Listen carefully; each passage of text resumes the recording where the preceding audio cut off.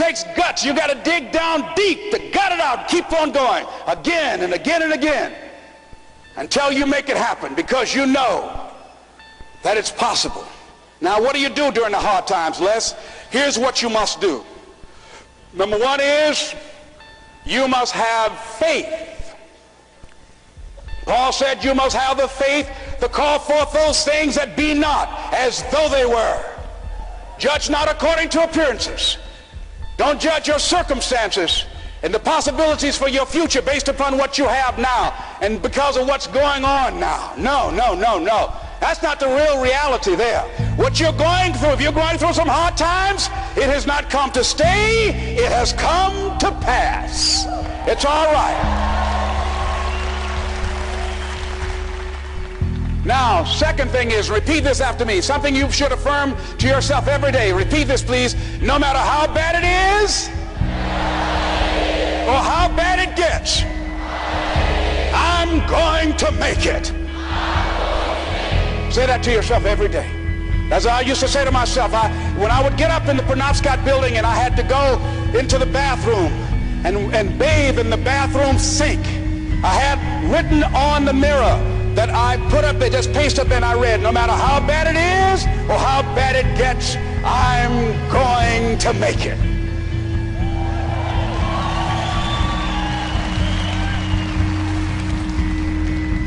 So you've got to have faith. You talk to yourself, you say that affirmation. The next step is you must have patience and engage in consistent action.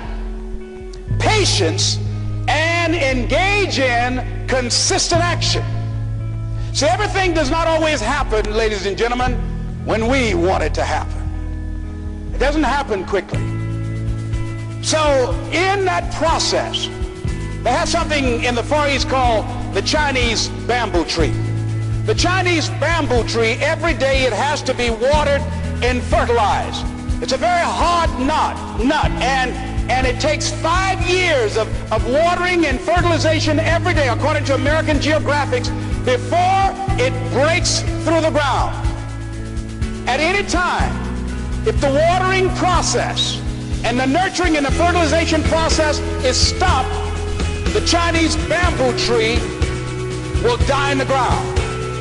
Now, once it breaks through in that 5th year, then in 6 weeks it grows 90 feet tall.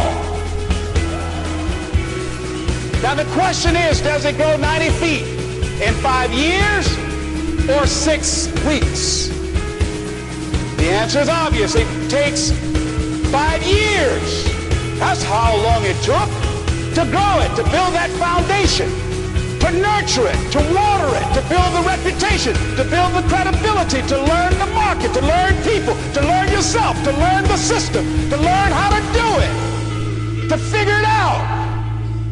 That's why you must have patience and engage in consistent action. We live in a world, ladies and gentlemen, where people want instant gratification. They want it right now. They want to be a Dexter Yeager, but they're not willing to pay the price to do what it takes to get up there where Dick Hopper is. Well, Bryant or Judy is. They think it was easy. No. It's simple, but it's not easy.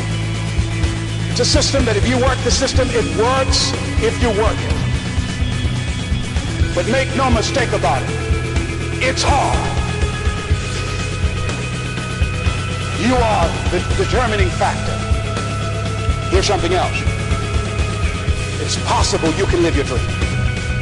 It's necessary that you have goals, that you write them down, that you surround yourself with a support team, that you are creative.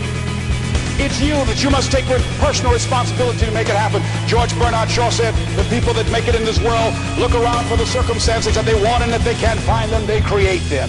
It's hard. No, easy is not an option. However, ladies and gentlemen, what you will discover is that it's worth it.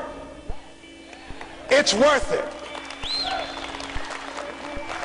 I suggest to you, if you want to become diamond, write down 5 reasons of why it is worth it for you to become a diamond, to experience that level of achievement. What is it that will give you the drive? What is it that will ignite the courage in you to get up and come back again and again and again?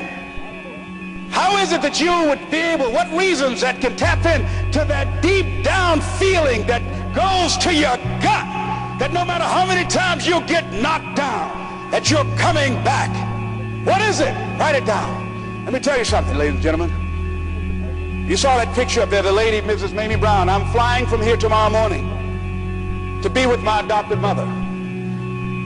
She's 87 years young, thank God. And I'll be with Mama tomorrow.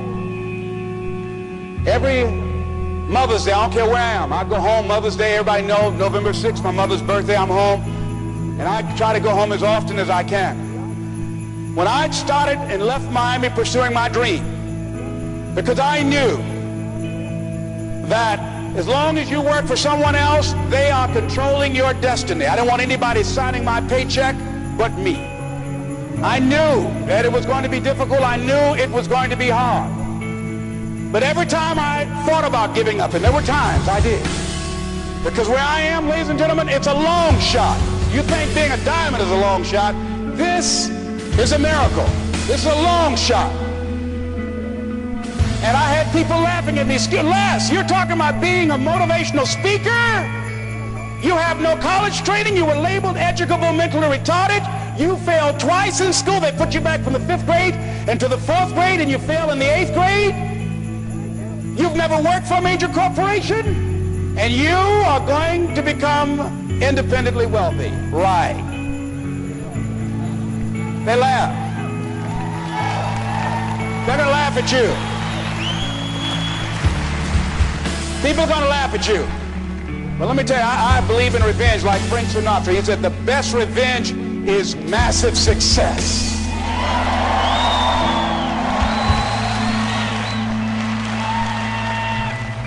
Ladies and gentlemen, when I was driving around with my mother and she saw a house, we were just looking for homes, and we drove an exclusive area of Miami where the coach of the Miami Dolphins, Don Shula, lives in that area called Country Club.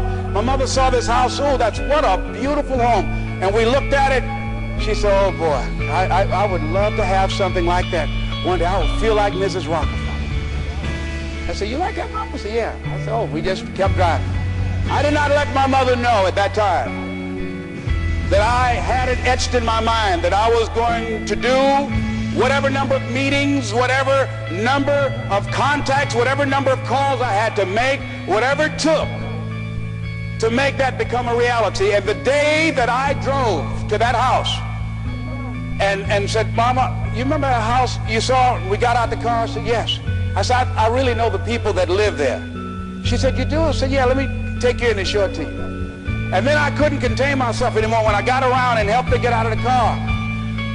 And I took her in, I said, Mom, I gave her the keys. Over 5,000 square feet. Large size Olympic pool, 12 feet deep, on a golf course, basketball court.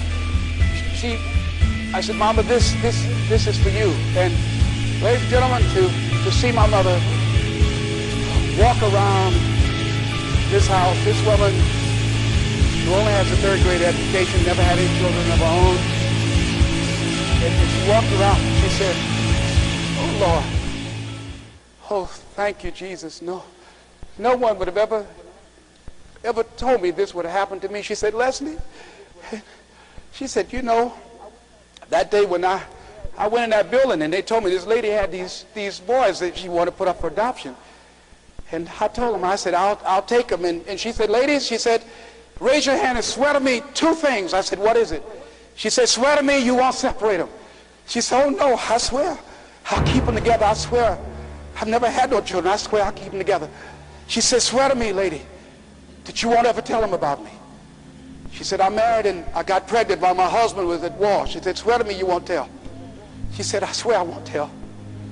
She said, okay, you can have them. She said, when I came out that house, and I was looking at y'all, she said, I didn't know how I was going to do it. She said, I was working at the M&M cafeteria. She said, I didn't know how I was going to raise y'all. I just knew somehow the Lord would make a way somehow. And I never thought this would happen to me.